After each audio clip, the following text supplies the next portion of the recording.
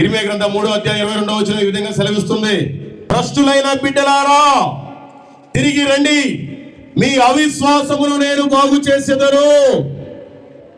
ఈ ప్రపంచంలో ఇంత గొప్ప మాట ఏ దేవుడు చెప్పట్లేదండి, ఒక యేసు ప్రభువే చెప్తున్నాడు. నీకేదైనా బాగులేదా? నీకెవడో చేతబడి చేశాడయా, 10,000 రూపాయలు తీసుకురా, నల్ల కొండ తీసుకురా, బాగా జాన కొమ్ములు వచ్చిన మేకపోతుని తీసుకురా, 3 రంగుల దారాలు తెచ్చుకో, 4 నిమ్మకాయలు తెచ్చుకో. ఈ టైపులో ఉన్నారు.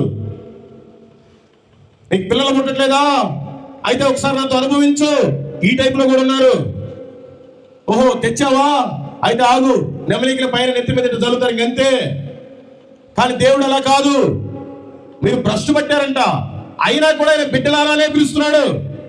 భ్రష్టు పట్టిన బిడ్డలారా తిరిగి రండి, మీకు ఇంకా అవిశ్వాసం ఉంది, నేను మీ అవిశ్వాసాన్ని బాగు చేస్తానని చెప్తాడు ప్రభు. దయచేసి ఈ రోజు నుంచైనా మీ అవిశ్వాసాన్ని వదిలిపెట్టండి, మీరు నిజమైన విశ్వాసంలో ఉండండి, లేదంటే చాలా కష్టం. నిజమైన విశ్వాసం అంటే ఏంటి? 6 గంటలకు కూటమి 8 గంటలకు రావటమా? 10 గంటలకు రావటమా? టైం అయిపోతున్న మధ్యలో వెళ్ళిపోవటమా? మంచి ప్రార్థనాపూర్వకంగా ఉండండి, వాక్యానుసారం జీవించండి, వాక్యానుసారం బ్రతకండి, వాక్యానుసారమైన పనులు మాత్రమే చేయండి. నీకు ఇష్టం వచ్చిన పని చేయబాకండి. దేవుడి చిత్తం ఏదో కాదో తెలుసుకొని చేయండి. ఆయన చిత్తం వచ్చిన ఆయన చిత్తానికి తగిన పని చేయండి.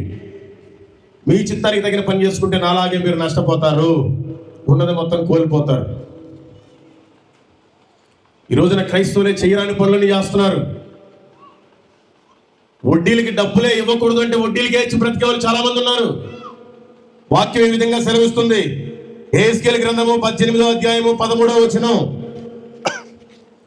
అప్పిచ్చి వడ్డీ కొనుటయు లాభము చేపట్టుటయు ఈ మొదలగు క్రియలు చేసిన ఎడల వాడు బ్రతకడు.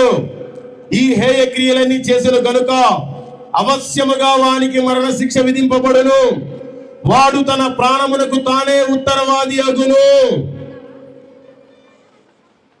డబ్బులంటే భయపడాలండి. డబ్బులతో డబ్బులు సంపాదిస్తావా? నేను ఎక్కడికి వచ్చినా కూడా, నేను ఎంత దూరం నుంచి వచ్చినా నా కారుకి నా డీజిల్ నేను పోపించుకొని వస్తాను. ఆ పిలిపించిన పాస్టర్కి కనీసం వాటర్ బాటిల్ కూడా ఖర్చు ఉండకూడదు, నేనే వాటర్ బాటిల్ తెచ్చుకుంటాను. ఒక్క పైసా కాలుకి ఇచ్చిన యేసు నామములో తీసుకొని నేను వెళ్ళిపోతాను.